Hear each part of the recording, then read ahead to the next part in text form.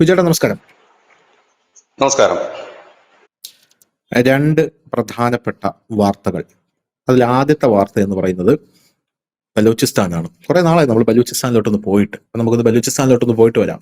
ബലൂചിസ്ഥാന് ഇവിടെയുള്ള കപട രാഷ്ട്രസ്നേഹികളെല്ലാം ഓപ്പറേഷൻ സിന്ദൂറിൽ വെടിനിർത്തൽ ഉണ്ടായി എന്ന് പറഞ്ഞപ്പോൾ തന്നെ അവർക്ക് വലിയ കൺസേൺ ആയില്ല. അയ്യോ, നമ്മുടെ ബലൂചിസ്ഥാനിലെ ബലൂച്ച് പോരാളികളെ ഇന്ത്യ കൊലയ്ക്ക് കൊടുത്തല്ലോ എന്നാണ് ഇവന്മാരൊക്കെ പറയുന്നത്.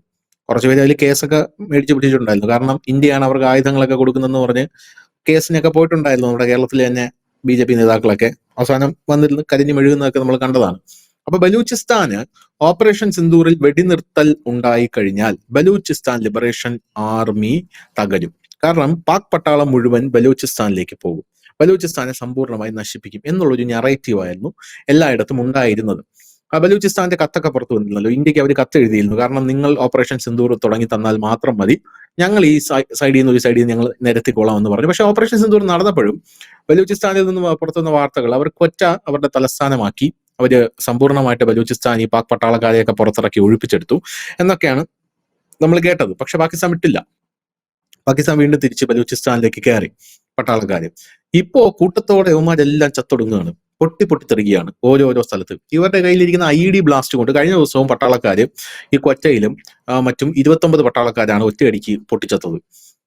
അത് മാത്രമല്ല, ഈ Baloch liberation army operation balm എന്ന് പറയുന്ന ഒരു ഓപ്പറേഷൻ തുടങ്ങി വെച്ചിട്ടുണ്ട്. BAAM, balm. ഈ ഓപ്പറേഷൻ എന്ന് പറഞ്ഞാൽ അവിടെ നിന്ന് സമ്പൂർണ്ണമായി ബലൂചിസ്ഥാൻ പിടിച്ചടക്കുക, മരണം വരെയും സ്വാതന്ത്ര്യത്തിനായി പോരാടും എന്നൊക്കെയാണ് അവർ പറയുന്നത്. അപ്പോ നമ്മുടെ പാകിസ്ഥാൻ പറയുന്നത് ഇതിന് പിന്നിൽ ഇന്ത്യയാണ്.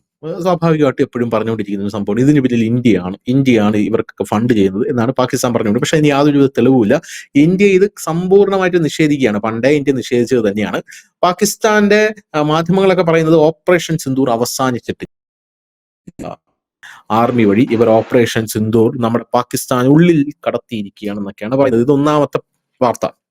നമ്മുടെ രാജ്യത്തിന്റെ ഇപ്പുറത്തെ സൈഡിലുള്ള പാകിസ്ഥാൻ. ഇനി നമ്മുടെ രാജ്യത്തിന്റെ അപ്പുറത്തെ സൈഡിലുള്ള തായ്വാനിൽ എന്താണ് സംഭവിക്കുന്നത്? തായ്വാനിൽ നോക്കുകയാണെങ്കിൽ കഴിഞ്ഞ ദിവസം നമ്മൾ വാർത്ത കൊടുത്തു, 58 യുദ്ധവിമാനങ്ങൾ തായ്വാനെ വളഞ്ഞു കഴിഞ്ഞു, പടക്കപ്പലുകൾ ചൈന കൊണ്ട് ഇറക്കി കഴിഞ്ഞു എന്നൊക്കെ വാർത്ത കൊടുത്തു. അതുമായിട്ട് ബന്ധപ്പെട്ട് റഷ്യ, യുക്രൈന്, അമേരിക്ക ആയുധം കൊടുത്തു. റഷ്യ UK ആക്രമിക്കാൻ പോകുന്നു. ഇറാനിലോട്ട് ആരും പോകല്ലെന്ന് ഇന്ത്യ പറഞ്ഞിട്ടുണ്ട്. ഇസ്രായേലിൽ നിന്ന് തുർക്കി അവരുടെ നയതന്ത്ര പ്രതിനിധിയെ പിൻവലിച്ചിട്ടുണ്ട്. ഇതെല്ലാം കൂടെ ചേർത്ത് വെച്ചാൽ ഒരു 3-ാം ലോക മഹായുദ്ധം സ്റ്റാർട്ട് ആവുന്നുണ്ട്. അപ്പൊ അത് സ്റ്റാർട്ട് ചെയ്യുന്നത് ചൈന ആയിരിക്കും എന്നുള്ളൊരു പോയിന്റിൽ നമ്മൾ ഇന്നലെ ഒരു വാർത്ത കൊടുത്തിരുന്നു, നമ്മൾ ഇന്നൊരു ചർച്ച നടത്തിയിരുന്നു. അപ്പോ ഇതിന് താഴെ വന്ന കമന്റ്, ഈ നമ്മുടെ പ്രേക്ഷകർക്ക് ഇത് വിശ്വസിക്കാൻ വയ്യ. 58 യുദ്ധവിമാനങ്ങൾ തായ്വാനെ വളഞ്ഞത് വിശ്വസിക്കാൻ അവർക്ക് വലിയ ബുദ്ധിമുട്ടാണ്. കാരണം ഇതൊക്കെ വ്യാജ വാർത്തയാണെന്നൊക്കെയാണ് അവർ പറയുന്നത്. അപ്പൊ ഇന്ന് ഒരു വാർത്ത പുറത്തു വന്നിട്ടുണ്ട്. ഈ തായ്വാൻ മോക്ക് ഡ്രില്ല് തുടങ്ങിയിട്ടുണ്ട്. ഒരു യുദ്ധത്തിന് മുമ്പാണല്ലോ സാധാരണ മോക്ക് ഡ്രില്ല് തുടങ്ങുന്നത്.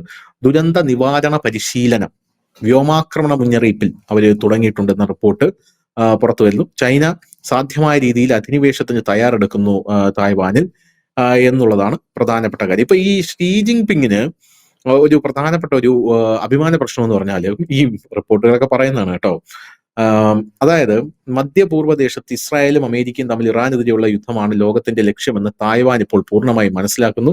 റഷ്യയും യുക്രൈനും വടക്കൻ പ്രദേശത്താണ്. ഇന്ത്യക്കെതിരായ കരയുദ്ധത്തിൽ പരാജയപ്പെട്ട ശേഷം മാവോയ്ക്ക് ചെയ്യാൻ കഴിയാത്ത തായ്വാൻ പിടിച്ചടക്കി ദേശീയ ചരിത്രത്തിൽ സ്വയം അനശ്വരനാകാനാണ് ഷീ ജിൻപിങ് ആഗ്രഹിക്കുന്നത് എന്നാണ് മാധ്യമങ്ങളൊക്കെ റിപ്പോർട്ട് ചെയ്യുന്നത്. അപ്പോ ഇയാൾക്ക് വലിയൊരു മനുഷ്യനായി അവിടെ മാറണം, മാവോയെ പോലെ, അല്ലെങ്കിൽ മാവോയെ കോളും എന്നുള്ള രീതിയിൽ വലിയൊരാളായിട്ട് മാറണം. അപ്പൊ അതുകൊണ്ട് എത്രയും പെട്ടെന്ന് തായ്വാൻ പിടിച്ചെടുക്കാനാണ് ഇയാൾ ശ്രമിക്കുന്നതെന്ന് പറയുന്നു.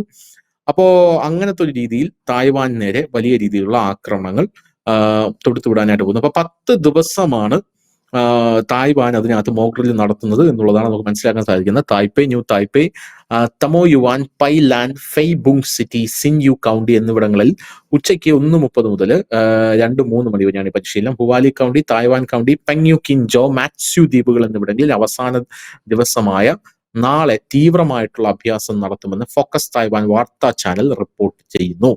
അപ്പൊ ഫോക്കസ് തായ്വാൻ വാർത്താ ചാനലിൽ നിന്ന് നമ്മൾ ചൊല്ലേണ്ടതാണ് ഈ സാധനം. ഇനിയിപ്പോ ആരും ഇതിന്റെ ലിങ്ക് എവിടെയാണെന്ന് ചോദിച്ചു വരില്ല. നമ്മളൊക്കെ ഇന്റർനാഷണൽ ആണ്. നമുക്ക് തുർക്കി മാധ്യമങ്ങൾ, മറ്റേ നൈജീരിയ, ഇവരൊക്കെ ഇതിൽ നിന്നൊക്കെയാണ് നമ്മൾ വാർത്തകളൊക്കെ അറിയുന്നത്. അല്ല നമ്മൾ ദേശാഭിമാനി, മനോരമ, മാതൃഭൂമി എന്നല്ല നമ്മൾ നോക്കുന്നത്. അപ്പോ രണ്ട് ഭാഗവും കലുഷിതമാണ്, രണ്ട് ഭാഗവും. ആദ്യം എവിടെ അടിപൊട്ടും എന്നുള്ളൊരു ചോദ്യം മാത്രമേ ഉള്ളൂ. ഈ പാകിസ്ഥാൻ പറയുന്നതിൽ എന്തെങ്കിലും ഒരു കഴമ്പുണ്ടോ, ഇന്ത്യയാണ് ഇവർക്ക് പിന്നിലെന്ന്? അവിടെ അടികൊണ്ട് മെഴുകുകയാണ് ഇവന്മാര്. ഇപ്പുറത്തൊരു ലോക മഹായുദ്ധം സ്റ്റാർട്ട് ചെയ്യാനുള്ള വലിയ രീതിയിലുള്ള കോപ്പും ഈ ചൈന കൂട്ടുകയാണ്. ഇതിൽ ഇന്ത്യക്ക് എന്തെങ്കിലും ഒന്നാമത്തേല് ഇന്ത്യക്ക് മറ്റേതിൽ പങ്കുണ്ടോ? ഇപ്പുറത്ത് തായ്വാന്റെ കേസിൽ ഇന്ത്യ എന്തെങ്കിലും ബാധിക്കാനുള്ള സാധ്യതയുണ്ടോ? അതെ, കഴിഞ്ഞ ദിവസം ഈ നാറ്റോ മേധാവിയായിട്ടുള്ള ഈ മാർക്കോ റൂട്ടെ, അദ്ദേഹം ഈ അടുത്ത കാലത്ത് മാധ്യമങ്ങളിൽ നിറഞ്ഞു നിൽക്കുന്ന വ്യക്തി കൂടിയാണ്, പഴയ ഫ്രഞ്ച് പ്രസിഡന്റാ. അപ്പോ ഇദ്ദേഹം ഇപ്പൊ ഈ ട്രംപിന്റെ പ്രീതി പിടിച്ചു പറ്റാൻ വേണ്ടിയിട്ടാണെന്നാണ് ഇതൊക്കെ ചെയ്യുന്നതെന്നാണ് യൂറോപ്യൻ യൂണിയൻ രാജ്യങ്ങളിലുള്ള പല നേതാക്കന്മാരും പറയുന്നത്. ഏതായാലും ഇദ്ദേഹം കഴിഞ്ഞ ദിവസം പറഞ്ഞ ഒരു റിപ്പോർട്ട് നമ്മളത് പറഞ്ഞിരുന്നു, മൂന്നാം ലോക മഹായുദ്ധം. അദ്ദേഹത്തിന്റെ ഒരു റിപ്പോർട്ടിന്റെ അടിസ്ഥാനത്തിലാണ് കഴിഞ്ഞ ദിവസം നമ്മൾ ആ ചർച്ച നടത്തിയത്. അദ്ദേഹം പറഞ്ഞു, മൂന്നാം ലോക മഹായുദ്ധം ഏത് നിമിഷവും നടക്കും, അതിനു വേണ്ടിയിട്ട് നാറ്റോ രാജ്യങ്ങൾ സജ്ജമായിരിക്കണം, അതിന് തുടക്കം കുറിക്കുന്നത് ചൈനയായിരിക്കും. ആ സമയം നോക്കി റഷ്യ നാറ്റോ സഖ്യരാജ്യങ്ങൾ ഏതെങ്കിലും ഒന്നിൽ ആക്രമിക്കും. അങ്ങനെ ബാൾട്ടിക്കിലും പസഫിക്കിലും ഒക്കെ നമ്മളെ തളച്ചിടുകയാണ് അവരുടെ ലക്ഷ്യം. എന്നിട്ട് ചൈന അവരുടെ ലക്ഷ്യം പൂർത്തിയാക്കും എന്ന്. അതിനോടനുബന്ധിച്ച് വന്ന ചില വാർത്തകൾ, ഇത് റഷ്യയും ചൈനയും മാത്രമായിരിക്കില്ല, ഇന്ത്യക്കും ഇതിലൊരു വലിയ റോൾ ഉണ്ടാകും എന്ന് പറഞ്ഞിരുന്നു. അതെനിക്ക് തോന്നുന്നത് ഇപ്പൊ കുറച്ചുകൂടെ ചിത്രം വ്യക്തമായി വരുന്നു എന്നാണ് എനിക്ക് മനസ്സിലാക്കാൻ കഴിയുന്നത്. കാരണം ഇന്ത്യ ഈ കഴിഞ്ഞ ദിവസത്തെ ഭീഷണി വകവെക്കുന്നില്ല, ഞങ്ങൾ എണ്ണ വാങ്ങും എന്ന് പറയുമ്പോൾ, നമ്മൾ എണ്ണ വാങ്ങുന്നതിലൂടെ നമ്മുടെ രാജ്യത്തെ ഉള്ളവരെ സംരക്ഷിക്കുകയാണ് നമ്മൾ ചെയ്യുന്നതെങ്കിൽ പോലും പരോക്ഷമായി നോക്കിയാൽ അത് റഷ്യക്ക് വലിയൊരു ഒരു സഹായമാണ്. കാരണം അവർക്കിപ്പോൾ സാമ്പത്തികമായി വലിയ ബുദ്ധിമുട്ടിലാണ് റഷ്യ. അപ്പൊ ആ സമയത്ത് നമ്മളെ കണക്ക് ഒരു രാജ്യം വലിയ രീതിയിൽ അവിടുന്ന് എണ്ണ മേടിക്കുമ്പോൾ അത് അവരെ സംബന്ധിച്ച് വലിയ ഗുണമുള്ളൊരു കാര്യമാണ്. നമ്മളെ സംബന്ധിച്ച് അത് നമുക്കും ഗുണമാണ്. രണ്ടു കൂട്ടർക്കും ഗുണം വരുന്ന കാര്യം തന്നെയാണ്. എങ്ങനെ വേണമെങ്കിൽ നമുക്ക് അതിനെ കണക്കാം. നമ്മുടെ കണ്ണിൽ നോക്കുമ്പോൾ നമ്മളുടെ രാജ്യത്തിന്റെ ഉന്നമനത്തിന് വേണ്ടിയിട്ടാണ് നമ്മുടെ രാജ്യത്തിന്റെ ഭരണാധികാരികൾ നിലകൊള്ളുന്നത്. ഇനി റഷ്യയുടെ കണ്ണിലൂടെ നോക്കുമ്പോൾ അവരെ കഷ്ടകാല സമയത്ത് രക്ഷിക്കാനായിട്ട് ഇന്ത്യ ഇത് ചെയ്യുന്നു എന്നും വേണം കാണാം. ഇനി നമുക്ക് പാകിസ്ഥാനിലേക്ക് വരാം. പാകിസ്ഥാനിലേക്ക് വരുമ്പോൾ ഈ ബലൂചിസ്ഥാന്റെ പ്രശ്നം, ഇതെന്തുകൊണ്ടാണ് ഇന്ത്യയാണ് പറയുന്നത്? ഇതിൽ എന്താ കാര്യം എന്ന് വെച്ചാൽ, ചിന്തിക്കുകയാണെങ്കിൽ നമുക്കും അങ്ങനെ ചിന്തിക്കേണ്ടി വരും. കാരണം ഈ 2014 ശേഷമാണ്, ഈ 2014 മുമ്പ് ഈ ബലൂചിസ്ഥാൻ ലിബറേഷൻ ആർമിയെയും ഒപ്പം തന്നെ അവിടെയുള്ള 8ഓളം സംഘടനകളെയും ഒരു ദുർബലപ്പെടുത്താനായിട്ട് പാകിസ്ഥാൻ ഒരു വലിയ അളവ് വരെ കഴിഞ്ഞിരുന്നു, വലിയ അളവ് വരെ. അതിനന്ന് പാകിസ്ഥാനെ സഹായിച്ചത് ഈ പറയുന്ന താലിബാന്റെ തന്നെ കുഞ്ഞായ, ഇല്ലെങ്കിൽ അവരുടെ ബ്രാഞ്ചായ തെഹ്രീക്കെ താലിബാൻ, എല്ലാവരും കൂടാണ് സഹായിച്ചത്. അന്ന് ഇവരെല്ലാം ഒറ്റ ചങ്കായിരുന്നു. കാരണം ഇവരുടെ ലക്ഷ്യം എന്തായിരുന്നു? എങ്ങനെയെങ്കിലും താലിബാൻ കൂടി അഫ്ഗാനിസ്ഥാൻ താലിബാൻ പിടിച്ചെടുക്കുന്നു, അങ്ങനെ നമ്മളും നിങ്ങളും കൂടെ ചേർന്നിട്ടൊരു വലിയ സംഭവം എന്നൊക്കെ ഉള്ള ഒരു ഇതിലായിരുന്നു അന്നത്തെ ഇവര് നടന്നുകൊണ്ടിരുന്നത്. അങ്ങനെ നടക്കുന്ന സമയത്താണ് ഇവിടെ ഇന്ത്യയില് ശ്രീ നരേന്ദ്രമോദി അധികാരത്തിൽ വരുന്നു. അദ്ദേഹം ദേശീയ ഉപദേഷ്ടാവായിട്ട് അജിത് ഡോവലിനെ നിയമിക്കുന്നു. അപ്പൊ ഇവര് പറയുന്ന ശേഷമാണ് ഈ തകർന്നു കിടന്ന ബലൂചിസ്ഥാൻ ലിബറേഷൻ ആർമിയെ ഒന്നിപ്പിച്ചത്. അതായത് ഈ പല 8ഓളം സംഘടനകളെ ഒന്നിപ്പിച്ചുകൊണ്ട് ബലൂചിസ്ഥാൻ ലിബറേഷൻ ആർമിക്ക് പുതിയ മുഖവും കരുത്തും നൽകിയത് ഡോവലിന്റെ നേതൃത്വത്തിൽ നടന്ന ഓപ്പറേഷൻ ആണ്. ഇത് ഇവർ പറയുന്നതിനകത്ത് അത് കഥയാണോ സത്യമാണോ എന്ന് ഇതുവരെ അറിയില്ല, തെളിവുകളൊന്നും തന്നെ ഇല്ല. ഡോവൽ പലവട്ടം അഫ്ഗാനിസ്ഥാൻ വഴി ബലൂചിസ്ഥാനിൽ എത്തിയിരുന്നു എന്നാണ്. ചിലപ്പോൾ അത് നമുക്ക് വിശ്വസിക്കേണ്ടതായും വരും. കാരണം 10-11 വർഷക്കാലം പാകിസ്ഥാനിലെ ചാരനായി പ്രവർത്തിച്ചിട്ടുള്ള ഒരു ഏറ്റവും മികച്ച ഉദ്യോഗസ്ഥനാണ് ശ്രീ അജിത് ഡോവൽ. ചിലപ്പോൾ അദ്ദേഹം ബലൂചിസ്ഥാനിൽ പോയി എന്ന് പറഞ്ഞാൽ നമുക്ക് അവിശ്വസിക്കാനായിട്ട് ഒന്നും തന്നെ ഇല്ലതിൽ. ലോജിക്കലി നമുക്കത് വേണമെങ്കിൽ സത്യമാണ് എന്ന് പറയാം. അങ്ങനെ ഇന്ത്യ വലിയ രീതിയിൽ തന്നെ അവിടെ ഫണ്ടും ആയുധങ്ങളും ഒഴുക്കുന്നു എന്നാണ് പാകിസ്ഥാൻ പറയുന്നത്. ഇതിപ്പോൾ തെളിയിക്കപ്പെട്ടിട്ടില്ല. അപ്പോ അങ്ങനെ ആകാം, അങ്ങനെ ആകാതിരിക്കാം. അപ്പം ആരോപണം എന്ന് തന്നെ പറയാം. നമുക്കത് വിശ്വസിക്കാൻ തക്ക രീതിയിലുള്ള കാര്യങ്ങൾ ഇതാണ്, അതിനകത്തൊരു ഫാക്ട് ഇതാണ് നമ്മൾ നേരത്തെ പറഞ്ഞത്. ഇനി കാര്യത്തിലേക്ക് വന്നു കഴിഞ്ഞാൽ അതിനുശേഷം ബലൂചിസ്ഥാൻ ലിബറേഷൻ ആർമി ഭയങ്കര രീതിയിൽ തന്നെ വളരുകയും വലിയ രീതിയിൽ തിരിച്ചടിക്കുകയും ചെയ്തു. അപ്പോൾ അതെന്തുകൊണ്ടാണ് അങ്ങനെ സംഭവിച്ചതെന്ന് ചോദിച്ചു കഴിഞ്ഞാൽ, ആ സമയം ആയപ്പോഴേക്കും ഈ താലിബാനും ആയിട്ടുള്ള ഒരു ചെറിയ സ്വരച്ചേർച്ചയുണ്ട്. ഈ താലിബാനിൽ തന്നെയുള്ള വിവിധ ഗ്രൂപ്പുകളുണ്ട്. ആ ഗ്രൂപ്പുകളിൽ ചിലത് പാകിസ്ഥാനെതിരായി തുടങ്ങിയിരുന്നു. ഈ 2020 അഫ്ഗാനിസ്ഥാൻ പിടിച്ചെടുക്കുന്നത്. അതിനു മുമ്പ് തന്നെ ഇവർ തമ്മിലുള്ള ഒരു അകൽച്ച അവിടെ തുടങ്ങിയിരുന്നു എന്നുള്ളതാണ് യാഥാർത്ഥ്യം. അതിനുശേഷം ഇവർ അധികാരത്തിൽ ഏറിക്കഴിഞ്ഞതിന് ശേഷം തെഹ്രീക്കെ താലിബാൻ പാകിസ്ഥാൻ പിടിച്ചെടുക്കാൻ വേണ്ടി ഒരു നീക്കം, അതായത് എന്താ പറയുന്നത്, ഒരു ഗ്രൂപ്പായിട്ട് നിന്നവർ പല ഗ്രൂപ്പായിട്ട് തിരികുകയും പാകിസ്ഥാൻ അവരുടെ ഒരു ശത്രു എന്നുള്ള രീതിയിലേക്ക് ടാർഗറ്റ് ചെയ്യപ്പെടുകയും ചെയ്തു. ഈ സമയം കൂടി ഉപയോഗിച്ചുകൊണ്ടാണ് ബലൂചിസ്ഥാൻ ലിബറേഷൻ ആർമി ബലൂചിസ്ഥാനിൽ കരുത്തരായി മാറിയത്. ഓപ്പറേഷൻ സിന്ദൂറിന്റെ സമയത്ത് അവരതിന് തുടക്കം കുറിക്കുകയും ചെയ്തു. നമ്മളന്ന് കൊടുത്തതാണ് കൊറ്റ ഉൾപ്പെടെയുള്ള ഭാഗങ്ങളൊക്കെ, അതായത് അവരുടെ തലസ്ഥാനമാണ് ഉം. ബലൂചിസ്ഥാന്റെ. അവിടെ നിന്നൊക്കെ സൈനിക താവളങ്ങൾ ഒഴിപ്പിച്ചുകൊണ്ട് അവിടെ പിടിച്ചു. അവിടുത്തെ ഹൈവേ തന്നെ അവർ ബ്രേക്ക് ചെയ്ത് കളഞ്ഞു. പാകിസ്ഥാനിൽ ഉം. നിന്നും ഈ ബലൂചിസ്ഥാനിലേക്ക് വരുന്ന ഹൈവേ ബ്ലോക്ക് ചെയ്ത് കളഞ്ഞവർ. അപ്പൊ അത്തരത്തിലേക്ക് അവർ അവിടെ ഒരു വലിയ കടന്നുകയറ്റം നടത്തുകയും അവർക്ക് വലിയ മുന്നേറ്റം ഉണ്ടാക്കാൻ കഴിയുകയും ചെയ്തു. അപ്പോൾ എല്ലാവരും പറഞ്ഞത് ബലൂചിസ്ഥാൻ ഈ ഓപ്പറേഷൻ സിന്ദൂർ ഇന്ത്യ നിർത്തിക്കഴിഞ്ഞാൽ ബലൂചിസ്ഥാൻ ലിബറേഷൻ ആർമിയെ പൂർണ്ണമായും ബലൂജികളെ പാകിസ്ഥാൻ ഇല്ലാതാക്കുമെന്നാണ്. പക്ഷെ അത് നടക്കില്ല എന്നുള്ള കാര്യം ഉറപ്പിച്ചതിന് ശേഷമാണല്ലോ നമ്മൾ അത് പറയുന്നത്. അങ്ങനെ നടക്കില്ല, ഒരിക്കലും സാധ്യതയില്ലായിരുന്നു. ആ ഉം. രീതിയിലേക്ക് കാര്യങ്ങൾ മുമ്പോട്ട് പോകുന്നു. ഇനി ഇതിനകത്ത് മറ്റൊരു കാര്യം എന്ന് പറഞ്ഞാൽ, അത് അതിന്റെ മൂർധന്യാവസ്ഥയിലേക്ക് എത്തുമ്പോൾ പാകിസ്ഥാൻ മറ്റൊരു ഒരു പുതിയ നമ്പറൂടെ അവിടെ ഇറക്കി. അതായത് ഈ ബലൂചിസ്ഥാനിലെ പ്രദേശങ്ങൾ, അതായത് ഖനനം ചെയ്യാൻ ഉതകുന്ന പ്രദേശങ്ങൾ, വലിയ ധാതു സമ്പത്തിന്റെ ഒരു ഉറവിടം തന്നെയാണ് ബലൂചിസ്ഥാൻ. അവിടെ അത് ഉം. ഖനനം ചെയ്യാൻ അമേരിക്ക ക്ഷണിച്ചു കൊണ്ടുവരുന്നു. അതായത് ചൈന ഉള്ളപ്പോഴായിരുന്നല്ലോ ബലൂചിസ്ഥാനികൾക്ക് വലിയ പ്രശ്നം ഉണ്ടായിരുന്നത്. അപ്പോൾ അമേരിക്ക യെസ്. വന്നു കഴിഞ്ഞാൽ അത്ര പ്രശ്നം വരില്ല എന്നുള്ള കരുതലിലും ഒപ്പം അമേരിക്കയുടെ പ്രീതി പിടിച്ചു പറ്റുക, അവരുടെ ഫണ്ട് അടിച്ചു മാറ്റുക എന്ന ഉദ്ദേശത്തിൽ കൊണ്ടുവരാനുള്ള ഒരു പ്ലാനിങ് ആണ് നടന്നത്. ഇതോടുകൂടി തന്നെ ചൈനയും അവിടുന്ന് പതുക്കെ അയഞ്ഞു തുടങ്ങി. ചൈനയ്ക്ക് അവിടുന്ന് അവർ പതുക്കെ പതുക്കെ പതുക്കെ പാകിസ്ഥാനോട്ടുള്ള റിലേഷൻസ് കുറച്ചുകൊണ്ട് വരികയാണ്. ഇപ്പൊ നിലവിൽ അവരുടെ ആയുധങ്ങളൊക്കെ പാകിസ്ഥാൻ വാങ്ങുന്നുണ്ടെങ്കിൽ പോലും അവരതും കുറച്ചു. ഇപ്പോൾ പാകിസ്ഥാൻ ഏറ്റവും കൂടുതൽ നോക്കുന്നത് അവരുടെ ഈ കരാറൊക്കെ ഈ അടുത്ത് റദ്ദ് ചെയ്തിരുന്നു. അവരുടെ ഈ ചൈനയുടെ പുതിയ ഫൈറ്റർ ജെറ്റിന്റെ കൊടുത്ത കരാറൊക്കെ റദ്ദ് ചെയ്തുകൊണ്ട് അത് അമേരിക്കയുടെ വാങ്ങാൻ പോകുന്നു. അപ്പൊ പതുക്കെ അവർ അയഞ്ഞു തുടങ്ങുന്നു. ചൈന ഇപ്പോഴും കരുതുന്ന ഒരു കാര്യം, ഈ മേഖലയിൽ അവരുടെ ഏറ്റവും വലിയ ശത്രു, അവരുടെ നേരിട്ടുള്ള ശത്രു ഇന്ത്യയും പരോക്ഷമായ അവരുടെ ശത്രു പാകിസ്ഥാനാണെന്നുമാണ്. കാരണം നാളെ ചൈന ഒരു യുദ്ധത്തിന് ഇറങ്ങി പുറപ്പെട്ടാൽ പാകിസ്ഥാൻ അമേരിക്ക ഒരു താവളമാക്കി മാറ്റുമെന്ന് എല്ലാവരെക്കാളും നന്നായി ചൈനയ്ക്കറിയാം. പക്ഷെ ഇന്ത്യയിൽ ഒരിക്കലും അമേരിക്കയുടെ ഒരു താവളം തുറക്കാൻ ഇന്ത്യ അനുവദിക്കില്ല.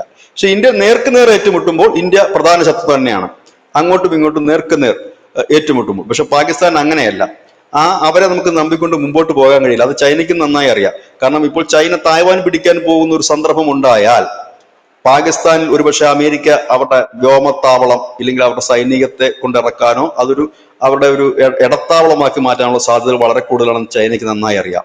ഇക്കാലം അത്രയും ശ്രമിച്ചിട്ടും ഇന്ത്യയിൽ അവർക്ക് അതൊന്നും തുറക്കാൻ കഴിഞ്ഞില്ല. അപ്പൊ ഇന്ത്യ അക്കാര്യത്തിൽ നമ്പാൻ പറ്റും ചൈനയ്ക്ക്. അതുകൊണ്ട് തന്നെയാണ് വളരെ അടുത്ത് തന്നെ RIC എന്ന് പറയുന്ന സഖ്യത്തിന്റെ ചർച്ചകൾ കൊടുമ്പിരി കൊള്ളുന്നത്. ഇപ്പോൾ ഈ കഴിഞ്ഞ ദിവസം ഷീ പിങ്ങിനെ നമ്മുടെ ജയശങ്കർ കണ്ട ഒരു ചർച്ച, ആ ഉച്ചകോടിയിൽ പങ്കെടുത്ത സമയത്ത് ഈ ഇപ്പോൾ പുറത്തു വരുന്ന വാർത്ത, ഈ പറയുന്ന റഷ്യയുടെ വിദേശകാര്യമന്ത്രിയും വാങ്ങുകയും ചൈനയുടെ വിദേശകാര്യമന്ത്രിയും ഇന്ത്യയുടെ ജയശങ്കർ തമ്മിൽ കൂടിക്കാഴ്ച നടത്തി. അതിൽ എടുത്ത തീരുമാനം, നമുക്ക് എത്രയും പെട്ടെന്ന് RICയുടെ ബാക്കി കാര്യങ്ങൾ നീക്കണമെന്ന്. ഇന്ത്യ ഇപ്പൊ അതിനെക്കുറിച്ച് പറഞ്ഞിരിക്കുന്നത്, ഞങ്ങളുടെ ഈ സഖ്യം എന്ന് പറഞ്ഞു കഴിഞ്ഞാൽ ഈ മേഖലയുടെ സുരക്ഷയ്ക്ക് വേണ്ടിയിട്ടുള്ള സഖ്യമാണ്, സമാധാനത്തിന് വേണ്ടിയിട്ട് സഖ്യമാണ്. ഇതിൽ തന്നെ ക്ലിയർ അല്ലേ പറയുന്നത്.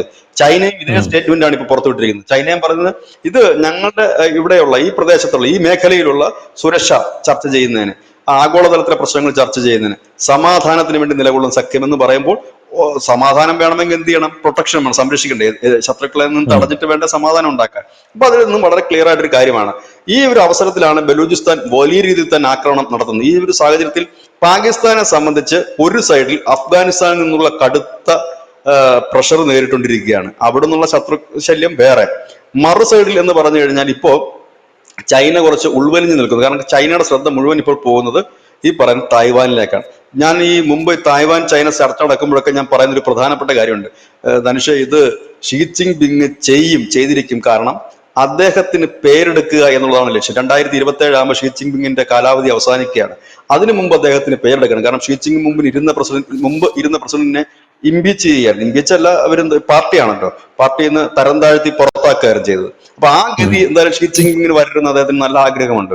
അതുകൊണ്ട് തന്നെ അദ്ദേഹത്തിന് അവിടെ ഒരു ഹീറോ ആയിട്ട് മുമ്പോട്ട് പോവുക, അവരുടെ പ്രവിശ്യ തന്നെ ആയിരുന്നു തായ്വാൻ, അത് തർക്കമില്ലാത്ത കാര്യം തന്നെയാണ്. അപ്പൊ അവര് പിന്നെ സ്വാതന്ത്ര്യം പ്രഖ്യാപിക്കുക, ആ പ്രവിശ്യ തിരിച്ചു പിടിക്കുക എന്നുള്ളതാണ് ഇവിടെ ശ്രദ്ധേയമായ കാര്യം.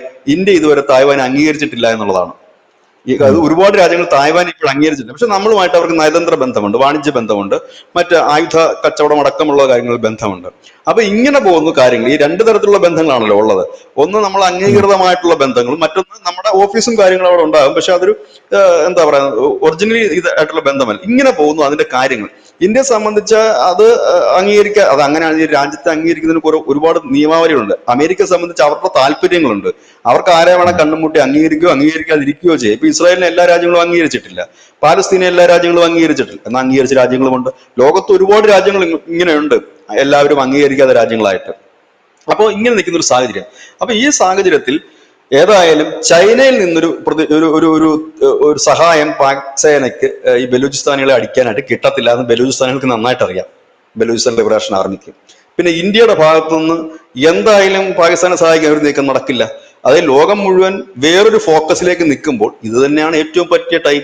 അതുകൊണ്ട് എന്താണ്, കാണുന്നിടത്തൊക്കെ അവർ IED വെച്ചിട്ട് കൊന്നു ഒടുക്കുകയാണ് ഈ പാക് സൈനികരെ മുഴുവൻ. വളരെ ഇതാണ് ഇതിന്റെ ഗുരുതരമായിട്ടുള്ള ഒരു കാര്യമാണ് കേട്ടോ ബലൂചിസ്ഥാനിൽ നടക്കുന്നത്. കാരണം റിപ്പോർട്ട് പുറത്തു വന്നപ്പോ കഴിഞ്ഞ കുറച്ച് മാസങ്ങളായിട്ട്, എനിക്ക് തോന്നുന്നു ഒരു 3 മാസം ആണെന്ന് തോന്നുന്നു, 700 പട്ടാളക്കാരാണ് ബലൂചിസ്ഥാൻ കൊന്നുകളയത്. 700 പട്ടാളക്കാർ, ഒരു രാജ്യത്തിന്റെ പട്ടാളക്കാരെ അതിനകത്ത് തന്നെയുള്ള സമാന്തരമായിട്ടുള്ള ഒരു സംഘടന കൊന്നു തള്ളുന്നു എന്ന് പറയുമ്പോൾ ചെറിയ കാര്യമല്ല.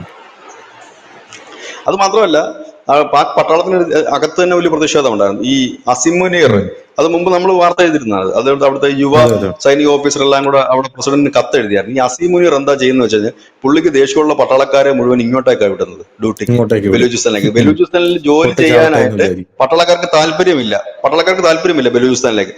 അതിന് പുറത്തവർ പറയുന്ന കാരണം ഭയമാണ് ഒന്നാമത്തെ പ്രശ്നം.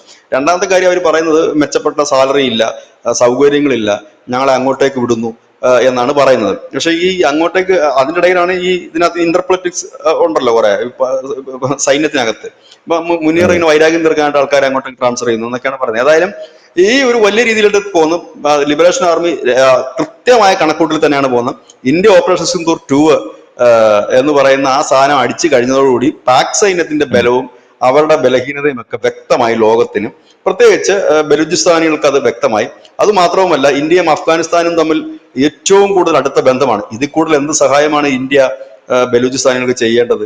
പാകിസ്ഥാന്റെ മർമ്മപ്രധാന ഭാഗങ്ങളിലെല്ലാം അടിച്ച് അവരുടെ മനോവീര്യം തകർത്തു കൊടുത്തു. 2, ബലൂചിസ്ഥാനോട് ചേർന്ന് കിടക്കുന്ന അഫ്ഗാനിസ്ഥാനുമായിട്ട് നല്ല ബന്ധം സ്ഥാപിച്ചുകൊണ്ട് അവിടെ നിന്ന് ഇങ്ങനെ ഒരു സഹായവും മറ്റൊന്നും വരാത്ത രീതിയിൽ ഒരു അത് അങ്ങനെ വിശ്വസിക്കാം. അങ്ങനെയാണെന്നല്ല ഞാൻ പറഞ്ഞത്, അങ്ങനെ വിശ്വസിക്കാം. ഈ 2 കാര്യങ്ങൾ ചെയ്തു കൊടുത്തു. ഇപ്പം അവരുടെ ഭാഗ്യത്തിന്, ഇല്ലെങ്കിൽ അവർ പ്രതീക്ഷിച്ചതുപോലെ ചൈനയ്ക്കും അവിടെ ശ്രദ്ധ കുറഞ്ഞു തുടങ്ങി.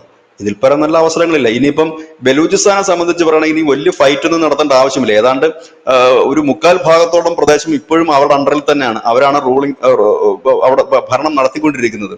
ഇപ്പൊ അവിടുത്തെ പോലീസ് സ്റ്റേഷനൊക്കെ കൈകാര്യം ചെയ്യുന്ന അവരുടെ ആർമി തന്നെയാണ്, ബലൂചിസ്ഥാൻ ലിബറേഷൻ. പോലീസൊക്കെ പണ്ടേ പോയി അവിടുന്ന്. ഇപ്പൊ ഈ പാകിസ്ഥാന്റെയും ബലൂചിസ്ഥാന്റെയും കൂടെ അതിർത്തിയോട് ചേർന്ന് കിടക്കുന്ന ഭാഗങ്ങളിലൊക്കെയാണ് കൂടുതലായിട്ട് ഇങ്ങനെയുള്ള സംഭവങ്ങൾ. ഉള്ളേരിയയിലൊക്കെ ഉള്ള കൺട്രോളൊക്കെ ഇവർ നഷ്ടപ്പെട്ട് കഴിഞ്ഞിരിക്കുന്നു. അപ്പൊ ഇതാണ് ഇതിനകത്തെ അവസ്ഥ. പിന്നെ ഈ അമേരിക്കയ്ക്ക് ബലൂചിസ്ഥാൻ കൈമാറും എന്നൊരു വാർത്ത പുറത്തു വന്നതോടുകൂടി ചൈനയ്ക്കും കാര്യങ്ങൾ മനസ്സിലായി. ഇപ്പൊ അതുകൊണ്ടാണ് ചൈന പൈസ തിരിച്ചു ചോദിച്ചത്.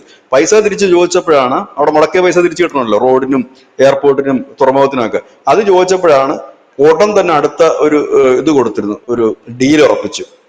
ഞങ്ങൾ നിങ്ങളുടെ ഇത്ര വിമാനവും അന്തർവാഹിനിയൊക്കെ വാങ്ങിക്കാൻ പോവാണെന്ന് പറഞ്ഞിട്ട്.